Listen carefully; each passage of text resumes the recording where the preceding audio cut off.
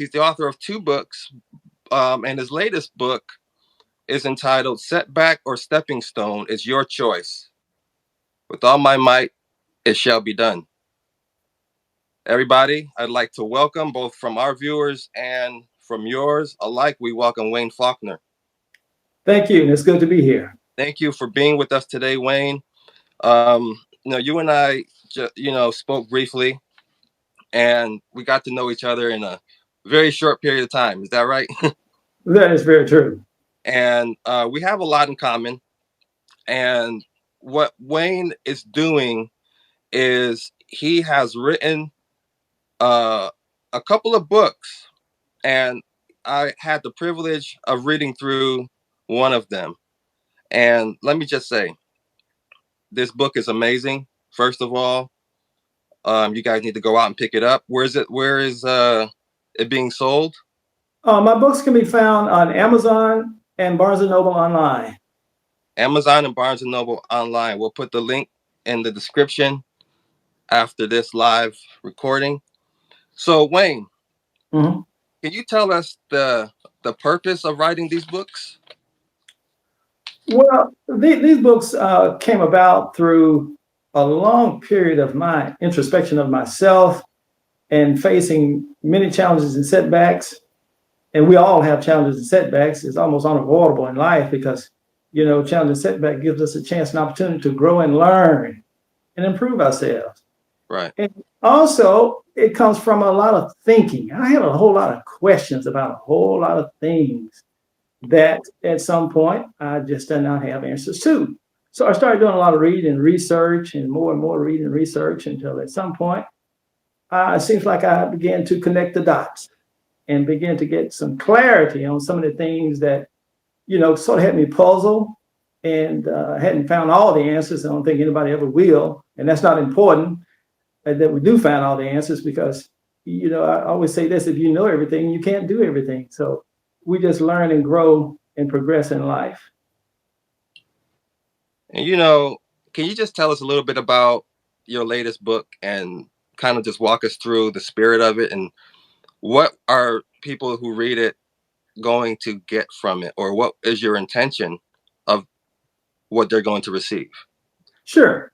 As I said before, this book is ideal for anybody who's facing or has faced any type of obstacle, challenge, or setback in their lives, regardless of what it is to get that person to see, it's a setback, that's a given, yes.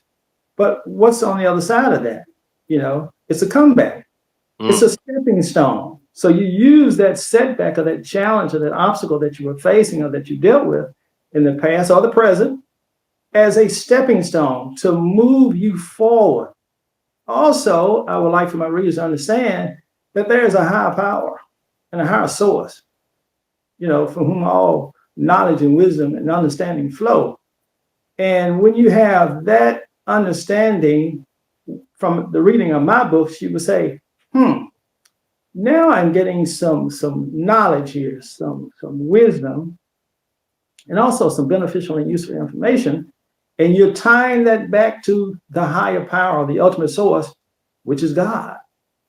So are you saying that you don't manufacture this power, or reading this book is not going to, in itself, is not just going to give you a power?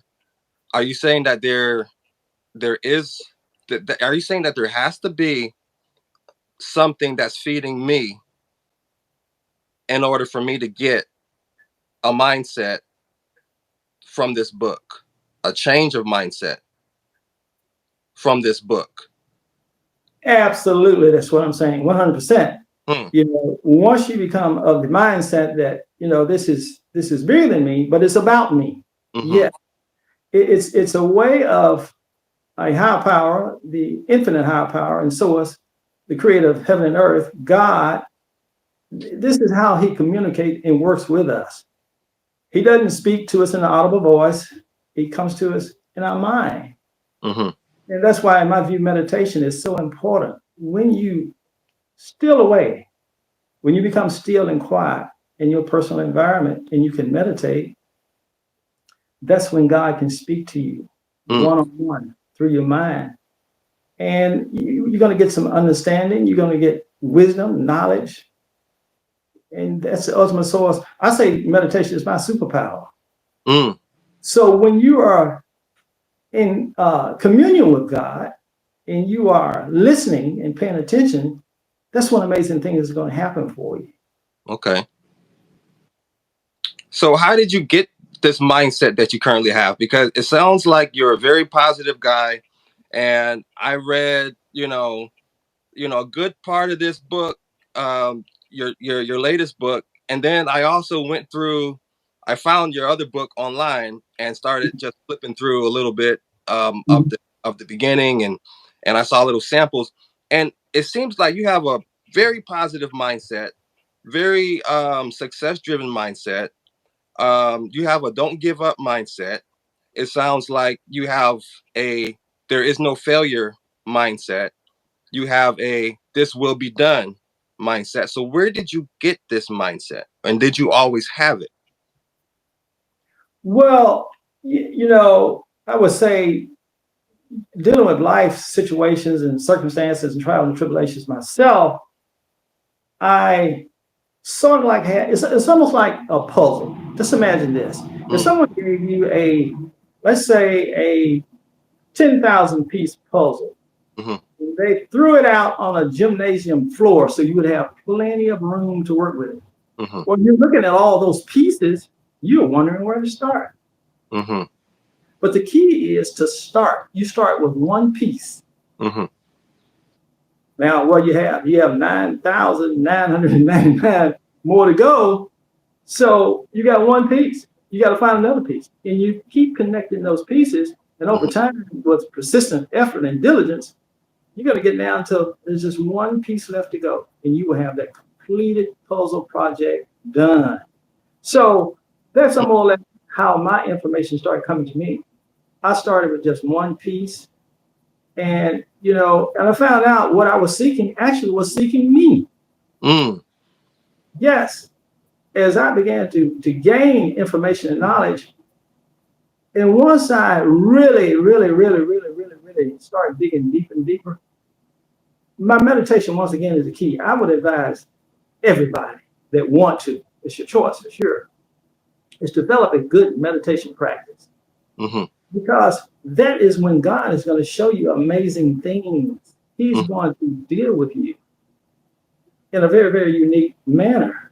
mm, Any question or any problem or situation that you have, I say it also in this manner. When we pray, we're praying to God. When we meditate, we're listening to God. mm.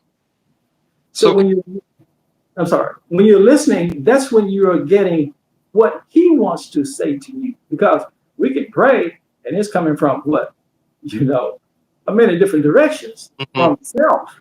But when you're listening to Him, yeah. He's directing and guiding you and giving you ideas and solutions and concepts and inventions. Because if you look around at all of the things, the inventions that we have and products and ideas, where did they come from? They didn't fall from a tree. Nope. They didn't just blow up in the backyard and just drift down from the sky. They came from the higher source, God Himself, hmm because He is the creator and director and inspirer of all our thoughts and ideas. hmm And when He wants to get an idea of something in the earth, He has to go through mankind. Right. And what He will do, He will tap on your mind, at the door of your mind, because He's saying, listen, I need to express. He's impressing the idea in your mind. Then He said, okay, once I've impressed the idea in your mind, I need to express this idea through you. Mm, Okay, the books that He gave me to write, that's what He wanted to express to me. Now, you and anybody else, there's something else in store. mm. Oh yeah. Okay. Yeah. So that's how I come about writing what I do. And it's very unique because I often tell people, I say, sometimes I might go to bed thinking, says, okay, I'm writing on a chapter here. Where do I go with it? Mm, I got one paragraph.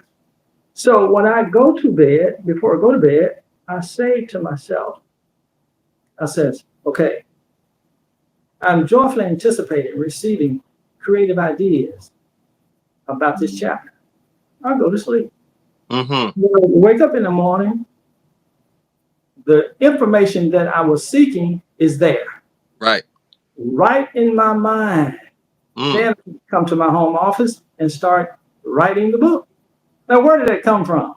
It Mm. came from the higher source, God Himself, because I believe, in my view, that He is the director and inspirer of all of our thoughts and our thinking and ideas. Mm. Yeah. So that's what He wanted to express through me, those ideas. So I just meditate and let it flow, Mm. and I write it down. Guys, he's expressing that meditation is of the highest importance to him, because from that place he's able to receive from God and download from God, and then when he wakes up, he has the answer. He has the answer when he wakes up. So can you explain to people exactly what meditation is? Because there's people out there that's listening that's saying, you know what, I would like to do this, what he's telling me. He's telling me to meditate, and then I get all these beautiful things, but I don't know what meditation is. I don't know if it's me sitting in a room going, or if it's, hitting a bell, or what is it, so that people can know clearly what is meditation and how to do it. Very good question. Now, there are many different types of meditation, but I choose to keep it very, very simple. Very simple. And I'm going to explain to you the process. Mm-hmm. And here it goes. When I meditate, I wake up every morning about 4:40, Mm. purposely. Mm. Now, let me back up and say that is a point in time when God wakes me up purposely, okay? Because I have no control over it. Right? So He wakes me up at 4:40, and at 5 o'clock, I start my meditation process. And I'm going to meditate for 1 hour, exactly 1 hour. There have been occasions when I go over 5 or 10 minutes, but that's because the meditation is going, flowing so enthusiastically. I may go over a little bit, but 1 hour Mm-hmm. from 5 to 6. Now, someone may ask, says, well, why at 5 o'clock? Why not at 8 o'clock or 10 o'clock in the morning? Here's the answer to that question. In the early morning hours, the universe, the atmosphere is uncluttered Mm. with thought energy. Okay. If you wait to 7, 8, 10 o'clock to start your meditation process, well, the whole world is starting to wake up from a night's sleep. And they're going to start bombarding the atmosphere with thought energy. And Mm. most of it is going to be negative. Mm. So at the very early morning time of the morning, that's when the atmosphere is uncluttered with thought energy, as I said before, and that's going to give you a better time to meditate. Okay. Mm. And so when you start your meditation, you're going to take 3 deep breaths, inhale and exhale. And that's to get your body relaxed. The more relaxed you are, the Mm. better your meditation process will flow. Now, I will say, starting out, when I first started out, that was my number one obstacle, is getting my body to relax because it was so new to me. Mm. It was a foreign concept. I knew a lot about prayer, but meditating was something that I had very little information on. I had to train myself to do that. And it takes time. You be patient with yourself. And Mm. also, once you get your body relaxed, for a new beginner, your mind is going to start to race. You're going to start thinking about, oh, my goodness, am I going to be late for work? What time is it? I got to do this. I got to go by the post office. I got to go pay this bill. I got this project to work on at work. I got to do this. The kids, I got to get them to the doctor. I got to get them to ball practice and all this stuff. All the things that you do in your ordinary life, they will start running in your mind, trying to get you off focus, because those are things that we have to do. Mm-hmm. Those are just normal everyday things in everyday life. But the more you discipline yourself and learn to relax, your mind will settle down. You'll become more focused, which is very, very important, because the attention that you have, that's going to be what you're going to need to focus in on, what you are meditating about. Mm-hmm. Say that again. Say that again. The attention that you place, the focus that you place on a subject matter or an idea or an obstacle or a setback or a challenge or whatever the situation is, that's what you need to place your attention and focus on. So Mm, imagine if your mind is running about, you need to take the car to the shop. You got to do this, you got to do that. Well, you can't focus on what you came to meditate about. mm, So once you learn to relax and train yourself to focus on one thing, mm, that one idea that you want to focus on, that's going to help you gain more information that you desire to have from the infinite power and source, which is God Almighty. mm. So, are you saying that the focus and the awareness is what we actually are giving energy to? And if we give our energy and our focus and our awareness to something negative, are we at that point bringing that in to our reality in some way? Yes, because we Like, attract what we think about. Thoughts are energy, mm, and a thinker is a creator. What are you creating? You're creating what you're thinking about. mm, Thinkers are creators, and creators are thinkers. wow, Yes, and everything in this universe is filled with vibratory energy. mm, Nothing is static, even though it appears to be in our natural senses, but mm-hmm, it's not. Even the phone that I'm looking at with you and I on, it's not solid. It's all made of molecules. The molecules are moving so fast mm-hmm, that we can't see them because they're invisible, and it makes this mass that's this little phone here appear to be solid, but mm, actually made up of millions and billions and right, billions and billions of molecules. So it's right, all vibratory energy. So thoughts are energy. If not, how could we get radio signals? mm-hmm, How could this phone work? okay, It's amazing that this phone has a SIM card in it, but it's picking up energy. right, Energy from a what? A radio signal, a sound signal, a voice signal. mm, Absolutely. So everything is energy. And our mind is like a radio receiver, and our heart is like the tuning dial. mm, So that's good. That's good. yes. So when you focus your attention, when you're meditating on the particular thing that you're meditating about, Mm-hmm, you want to have that direct link up to the higher source. mm, And as you said okay. before, that download will start The download will start. to your consciousness. And so you said that what we think about, right? Yes. Because you say thoughts are energy, Mm-hmm. right? Mm-hmm. And so if what we think about we create, Yes. then if everyone knew this, if everyone knew this, that what we think about we create, and if this is true and we all knew it, right?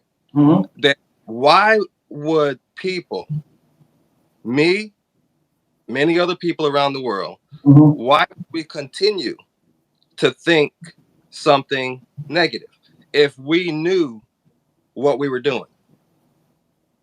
Okay. Another great question. Well, let's back up a minute and think about this.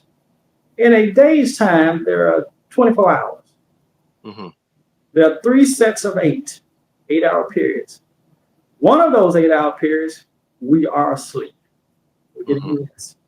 So 16 hours, we are awake. Now, research has shown that a human has 6.5 thoughts per minute.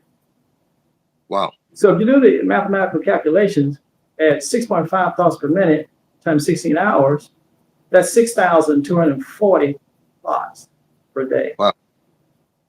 that the average human has. But Wow. here is the startling thing about that. 50 to 70% of those thoughts are negative. Mm. So if you're having 6,240 thoughts per minute and 50% of them negative, that means over 3,000, that's 3,120 of your thoughts are negative. And at the 70% rate, that's 4,400, 4,200 thoughts are negative. That's almost 2/3. Now, the reason that we have those negative thoughts is this. I'm going to tell you two things. And that is because of how we think and because of programming. Mm-hmm. Because here's something that's really amazing here. In Western culture, where we live, all humans have three basic needs: food, shelter, and clothing. Mm-hmm. Also, in Western culture, all humans have two basic desires. And those desires, one is for greatness and the other is for power. Mm. We all desire to be great in our families, in our relationships, in our careers, in our professions, in our community. But more significantly, power. We all desire power over our individual personal circumstances. Mm. I submit to you that 99% of all the stress, chaos, anxiety, depression in the world today is caused by the degree in which we feel as an individual that we lack any power over our personal circumstances. Mm. Now, Okay. desire over your personal circumstances is natural, but most people don't understand that. Now, I can prove to you that it's natural because of this. God gave us dominion over the whole earth. Mm-hmm. That's right. So what's left out? Not anything. Mm-hmm. If he gave us dominion over the whole earth, you have his God given power over your individual personal circumstances. Okay. But Okay. yes, So then what stops us from walking in that power? a lack of knowledge and information and awareness that you have it. Okay. I imagine this. If, let's say, we're going to just take an imaginary character, let's say Jim. Let's say Mm-hmm. Jim is out to lunch with three of his coworkers. And Jim has been reading my book. And he says, I read a book the other day and it mentioned that we all have power. I can assure you, the other three people at that table, there's four of them, Jim and three coworkers, they're going to look at it and say, like, they're not going to say anything. Like, we don't even know what to say to you, man, because you're talking like, what's wrong with you, Jim? Are you okay? What Uh, power do we have? We know about, you know, sounds like foolishness, right? yeah, they're going to say we know about local, state, and federal power, Right. from a governmental body. And we will admit that God has power for sure, but we don't have any power, Jim. Mm-hmm. That's because they lack knowledge and information. They don't understand.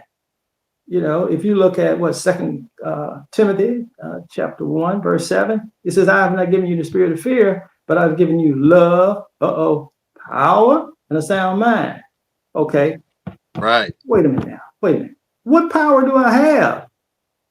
See, that's the thing. We just do not understand the concept that we have power. God gave us power. He did. Yeah, power that you have, you know, unrecognized by you. You certainly can't put it to use because you're Mm-hmm. unaware that you have it, even though you may read it, but you just don't know how to accept that. So you mean that a person can have this power and not know it, and because they don't know it, they can't walk in it. Absolutely. That's what I'm saying. Correct. Okay. Okay. Okay. So that means that there are people who have power to achieve all their goals, all Mhm. their dreams. They have power to get out of debt. They have power to buy the house of their dreams. They have power to live the life that they want, to start the business that they want, to live the life that they want, to have the spouse that they want, and however else they want it to be. Am I right? Correct. But what stops them, based on what you said, is that they don't know about it. And if they don't know about it, and then they can't walk in it. And so I'd like to help somebody that will watch this at some time that wants to believe something better. Okay. And we are right now giving the awareness and the knowledge that you have the power, but they're sitting somewhere watching this and saying, I don't see this power. I look around and I don't see how I have any power. But it's not the having of the power, it's the knowing and the believing, right? In that Correct. power. Yes. So you don't have the knowledge of the power and then believe that you have the power, then you can't operate in that power. Because there's a Bible verse that says, what if some did not believe? Mm-hmm. Not sure exactly where it is, but what if some did not believe? Would it make the word of God to no effect? And it said, God forbid. Let God be true and every man be a liar. So it's saying that even if somebody doesn't believe, does that power, does that mean that that power has no effect, or that it cannot work, or that it has, it is nothing? No, no, no. That's not what that verse is saying. What that verse is saying to me is that if I know I have power that came from God, and I believe God, right? He says to believe, let God be true, because we have the truth and we have facts. And I look at facts as what my flesh sees. Anything that can be proven, I call my flesh my logic and reasoning report. Mm-hmm. I'm in my office, and I pull reports, and I have several reports that I'll look at to form some conclusion or something that I need to take care of. Mm-hmm. If I keep a budget or whatever, I pull several reports. But I will not take just one report and base everything that I'm going to do on that one report, because that's my logic and reasoning report. That's going to show you that everything that it sees is a fact, and you Mm-hmm. can prove it in the physical world. Mm-hmm. At the same time, I need to gather all my intel. I need to receive the word of God, right? The thoughts of God. That's Mm-hmm. going to do my imagination. And I've taught this probably for the past few years. Mm-hmm. Um, I call it a 5-step system, and I know that you have a 4-step system, but I call it the 5 things that happen. Mm-hmm. The 5 things that happen. The when there's going to be some sort of creation through you. Mm-hmm. So, in order for God to get a thought through you and me, we have to receive the thought, and Mm-hmm. then that thought must be imagined, and then that imagined thought, we have the choice to say yes, I like it, or no, I don't like it. Once we imagine it, and if we feel that is true or we believe it, it can enter our heart. And the Bible says, out of the heart is where man believes. So that's where we're truly going to believe, is in our heart.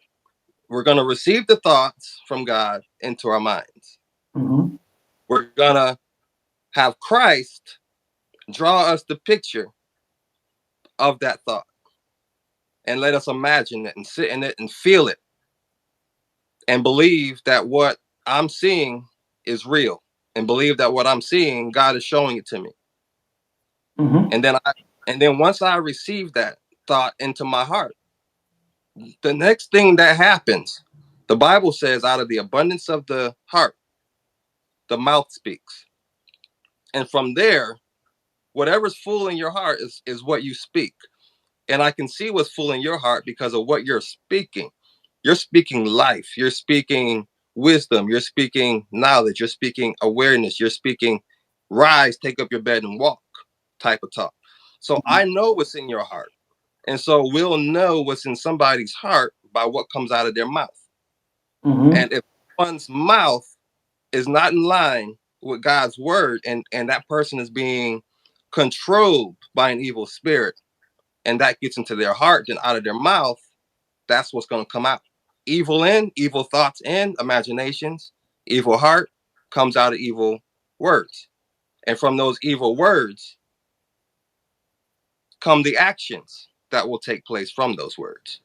Because there's a verse in Isaiah, I think it was 55, maybe 8.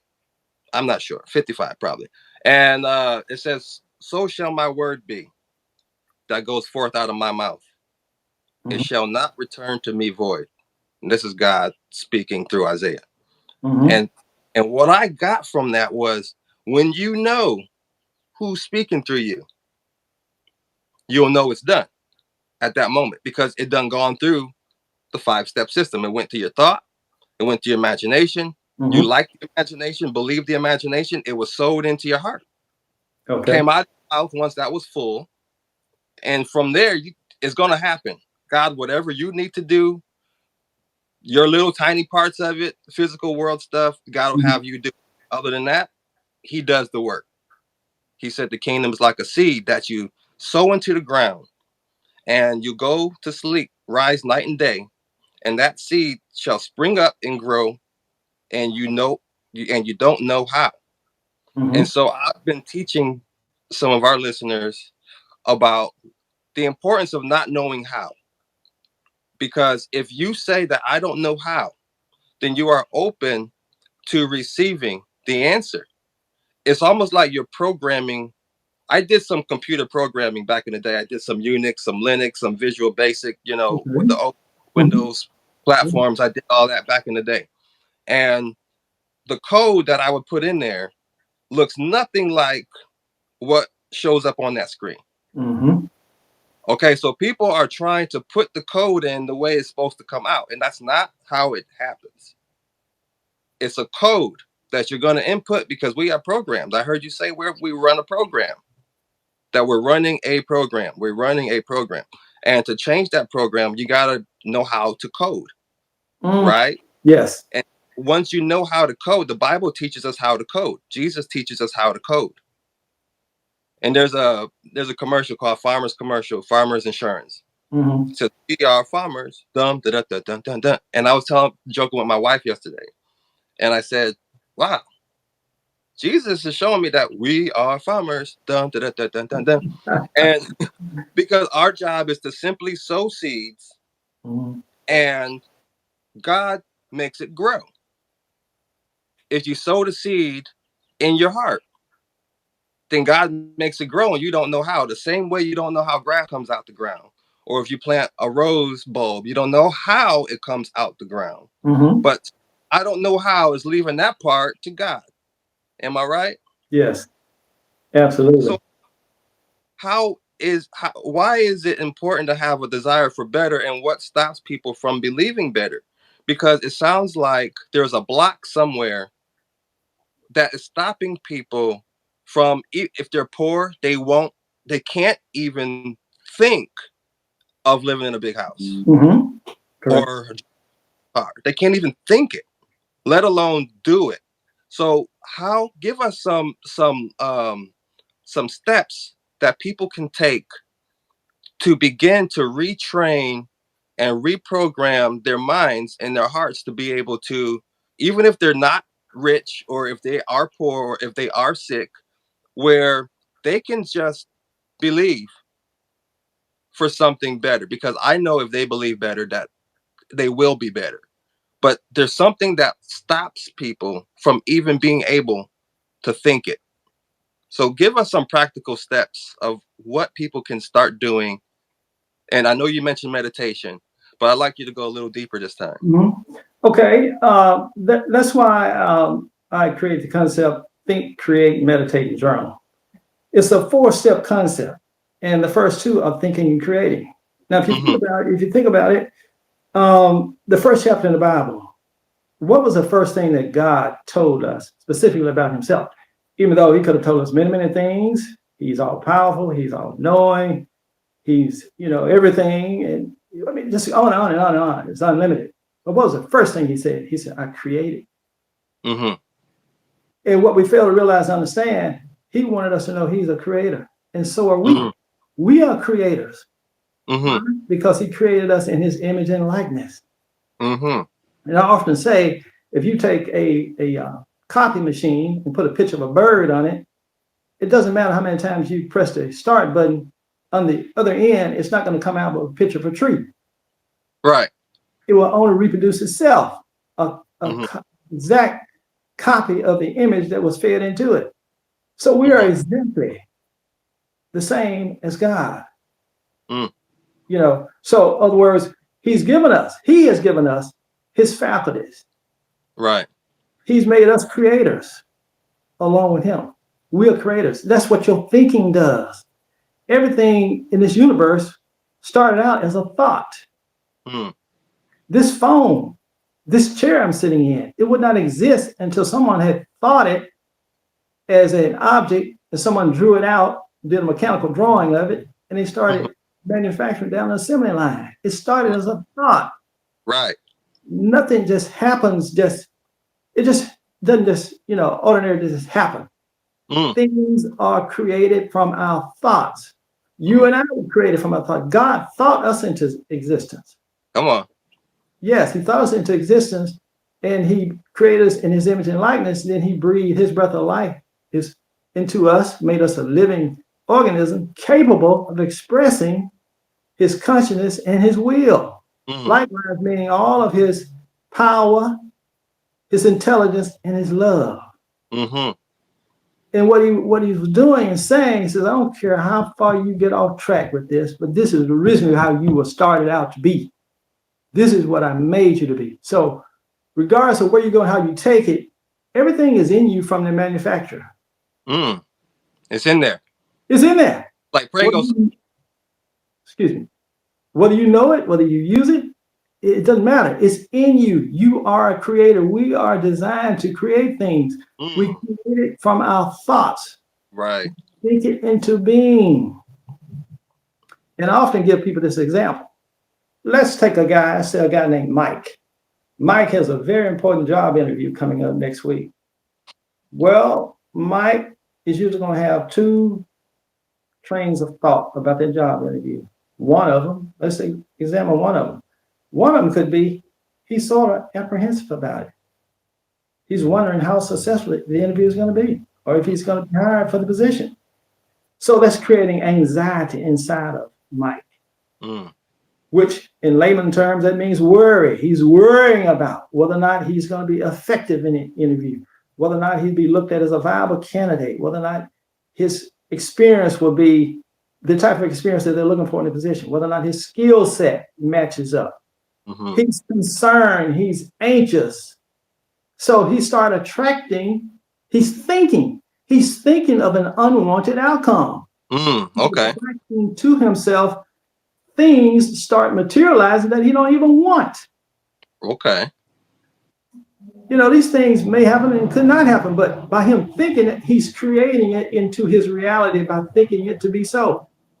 And he believed that fear, and he believed that anxiety. Yes, yes. On the other hand, if Mike were to say to himself, he said, hey, I got a job interview coming up next week, next Thursday, and I am happily, joyfully anticipating a Mm. great job interview. I'm Right. qualified. I have the right experience. I have good skill set. I have great technical skills. I'm excited that I'm going to be the one chosen for the position. Mhm. You see, he's thinking and creating an outcome that he desires, that he wants, as opposed to one that he does not want. Right. So if we start now saying to ourselves, well, I got to go to the grocery store in about 45 minutes. Well, this is what you say to yourself. I am joyfully anticipating a safe travel to the grocery store, a safe and good shopping experience, and a safe travel back to my home. Mm. So you start making a habit of thinking and creating the outcome that you desire. You're retraining yourself to only speak the outcome that you want and never, ever speak the outcome that you do not want, because it can materialize as well as the outcome that you do desire. Right. I can see. You decide. I can see that because I see something here. I see something in you. I believe that if we teach, educate, and demonstrate, Mm-hmm. completely educate and demonstrate, Yes, for sure. then I believe that that draws people in.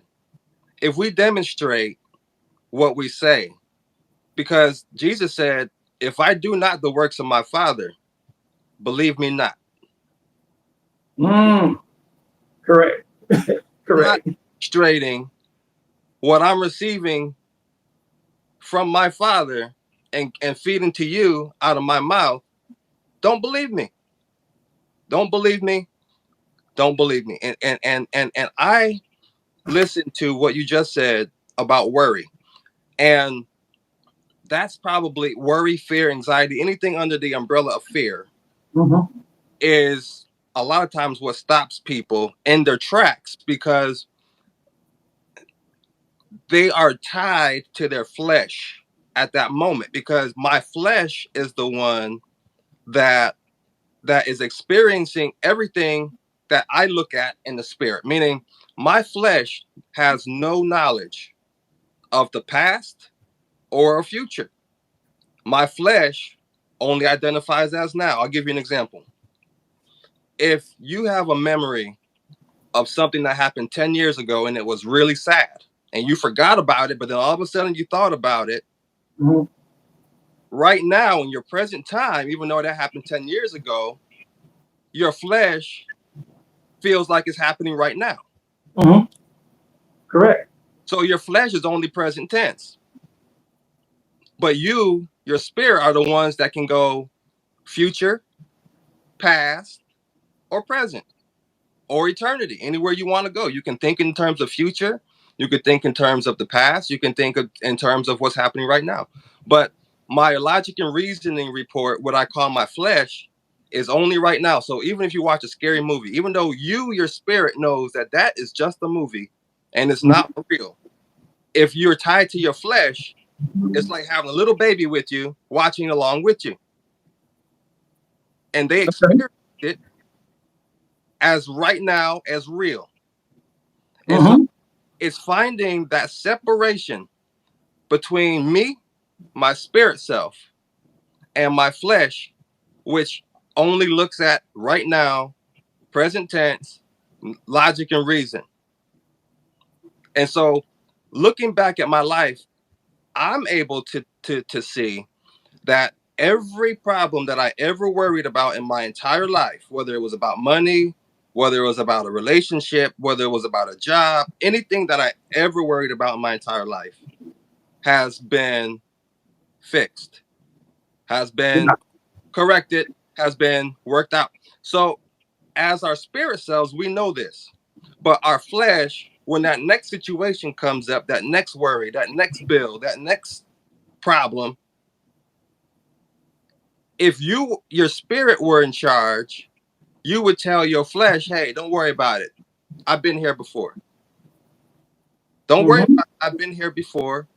We've overcome. But you don't know it because you're only present tense. So to you, this is happening right now. And I'm like, no, no, no, calm down. I'm talking to my flesh now, the way God talks to me. So God talks to me and says, don't worry, I got you. It's covered. You just don't know this yet. And then my flesh, I need to talk to my flesh the same way that God talks to me. Because what that's going to do is that's going to put my flesh under my spirit, as opposed to my flesh being in control of what I do, what I say, what I think, what I accept Mhm. as truth. And if I tie my spirit self to my flesh, then I am letting my flesh talk for me. I am letting my flesh make me go over there and do that. I'm letting my flesh do exactly what it wants to do. And when it gets afraid, if you just feel fear, feel the emotion of it. And all you gotta really do is feel like your flesh is your baby and you're gonna comfort it because you know better than your flesh because you have experience from past, present, and so on. So you have the experience. You can float around, but your flesh cannot. Your flesh is always right now. And so if I tell my flesh in a loving way, hey, it's okay. I know you don't understand this right now because you've never been here before. Don't worry, I got it. I got it. And then if you just record yourself saying those things to your flesh and play it back to yourself, it'll encourage you. It'll almost be like God is talking to you. Mhm. And you that thought will become cemented in your heart. And it'll start coming out of your mouth and you won't even know where it came from. You won't Mm. know where it came from. So my question to you Mhm. is, if we know that everything works out, we have a 100% success rate because We are still here. We are standing. We don't have that problem that we had 10 years ago. We don't have that problem that we had 20 years ago, 30 years ago. So we have a 100% success record of overcoming anything that can possibly show up in our life. So then why would we want to listen to our flesh that's experiencing the first day, that doesn't know that we have a 100% success record of overcoming this? So what can we say to people to convince them of the suggestion that, wait a minute, I don't care what you're going through, it's going to be okay. So then you have no need to worry. You have no need to fear. Look, it doesn't help the situation at all. It makes it worse to worry and to fear. But Mhm. also, everything that I worried about and feared in my past, I no longer do. And I overcame that situation. So if I look back and I have a perfect record of overcoming, then why would the next thing that happens today make me afraid? How can we help people understand that they're going to be fine, just don't fear, because you're going to get through it? Yeah, that's a very good question because that happens to everyone on an everyday basis. We're talking about real life now. We're down to where the rubber meets the road. Yeah. And this is what I say to that. You know, if you look back, when man was created originally, he was created without a personality and emotions. Mm, Now, when the fall came in the garden, what came after that was personality and emotions, and also something else that's very clever, in my view, that drives the flesh, as you said, to do the things that we do, all the tripwires and all the pitfalls and everything that goes negative, is the ego. mm, All negative energy is a contradiction of the ego. mm, The ego is what's battling us. That's why we're suffering from anxiety and depression, hate, uh, blame, guilt, shame, uh, you know, every manner of a negative emotion is because it's ego driven. mm, Yes.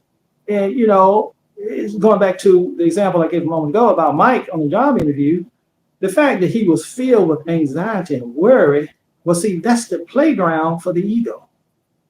The ego loves that environment because that is an environment that he will use to keep you unbalanced.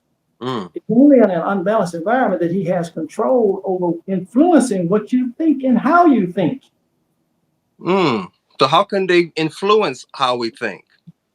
Well, see, the ego is going to contradict. For example, when Mike, you know, should have been thinking, I'm happily and joyfully. Because, see, what that is, what people don't understand is this. When you say you're happily and joyfully anticipating, that's nothing but faith. Mm, Faith is the substance of things hoped for, the evidence of things not seen. What you're saying, you are operating, you've taken a stand on faith. mm-hmm, So you got to speak it so your whole world, your individual world will line up with that. Because if you let the ego talk you out of it, well, you're going in the other direction. You're mm-hmm, going in doubt and disbelief. That's what's causing your worry and anxiety. So that's the ego. The ego is going to contradict. And you say, oh, I'm the best candidate for job. I'm having a job. No, you're not. You're not going to get it. You don't have this skill set. You didn't study this. You may have a flat tire on the way to the job interview. You wind up 45 minutes late. You may do this in an interview. You may not be able to explain yourself adequately in this manner. mm-hmm, See, it's contradicting everything that should be working for you. Now your mind is working against you. That's called self-sabotage. mm-hmm, But it's ego driven. That is the ego. It's not you. That voice in your head is not you. That's your ego talking, trying to keep you off balance so you will not stand on faith and speak what you want to happen in your life, in your outcomes. mm, That's what it is. We fail to recognize who's at work and who's at play here. It's your ego. All negative energy is a contradiction of your ego. mm, Yes, the ego can never be satisfied. It never appreciates anything. It cheats, it lies, it's going to drive you to just all manner of negativity. Yes, it is. It's going to contradict everything that you try to do to promote positivity, all the good moral thoughts and consciousness you should have about yourself and lifestyle. It's going to contradict that. It's never going to agree with that. Mm. That's your ego. So how do we get out of that mindset where the ego is running things and to where we can begin to take charge again? Okay, very good question, Eric. Simply this. It's not complicated whatsoever. Since we know, see, the best intel, when you are at war, what you need is intel on the camp that you need to attack. If you go in there just willy-nilly and you don't understand what their weaponry is, what their forces are, you're probably going to be defeated.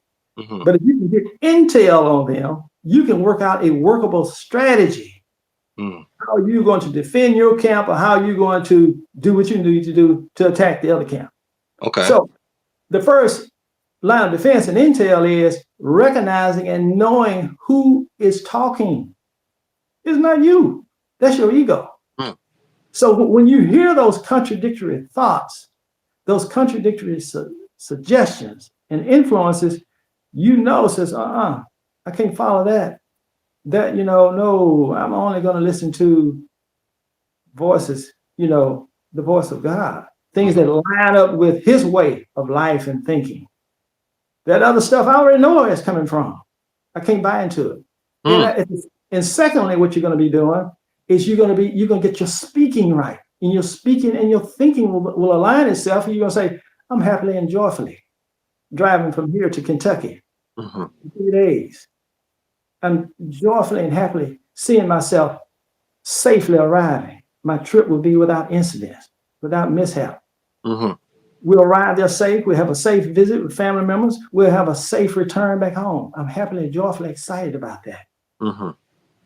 So you see how you see, we create our own world.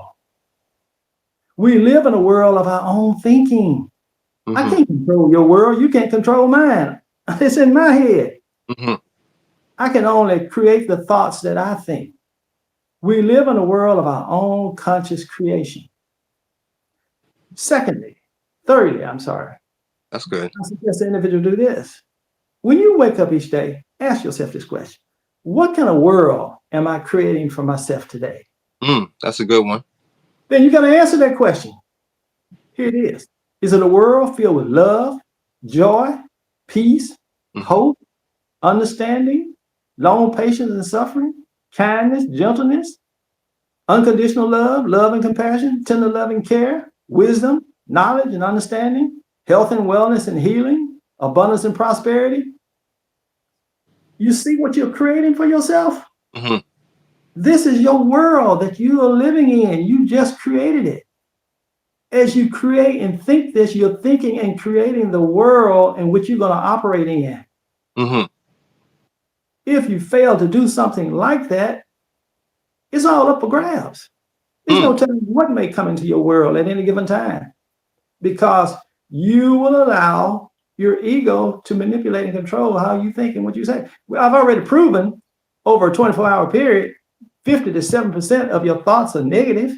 Right. So you got a lot of work to do to put up a defense against all those negative thoughts and all that negative energy.